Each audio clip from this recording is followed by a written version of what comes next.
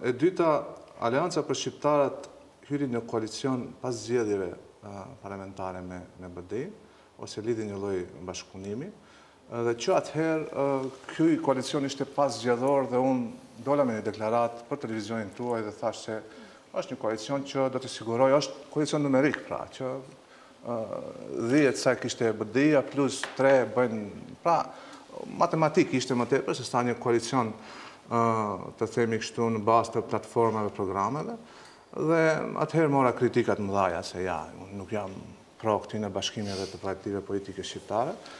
Dhe tani, ajo që mendoj më habiti si ndjekës i çështjeve dhe proceseve politike këtu në Maqedoni është ky hap i Aleancës për Shqiptarët që duke qenë e dyta pas këtyre zgjedhjeve, pas BDI-s e dyta, partia e dytë shqiptare me pesh dhe me një ngritje prej plus 14.000 votave, kjo të shkoj të lidh një koalicion me një parti opozitare, gjë që e rrezikon në një vetë karrierën politike të liderit saj Zjerin Sela.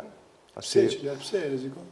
Rrezikon shkaku se nuk do të ketë, nuk ka kapacitet koalicionues që të lidh bashkëpunime me partitë tjera në raundin e dytë. Jo, po ti ke opozit me opozit, duan ta fitojnë pozitën. Unë se kuptoj pse du ta rrezikon. Nëse më pyetet të po jo se opozit me opozit bën. Se ka afër 8.000 vota, ndërkohë që afër 7.000 ka Merko. Afër 8.000 ka LSM-ja. Dhe tani, nëse ti si unë nuk flas për dëshirë, unë flas për ato që është realitet politik këtu në Maqedoni. Pra nëse ti e sheh që ai koalicion qeverisës që u reflektuan zgjedhjet lokale, do të funksionoj edhe në struk.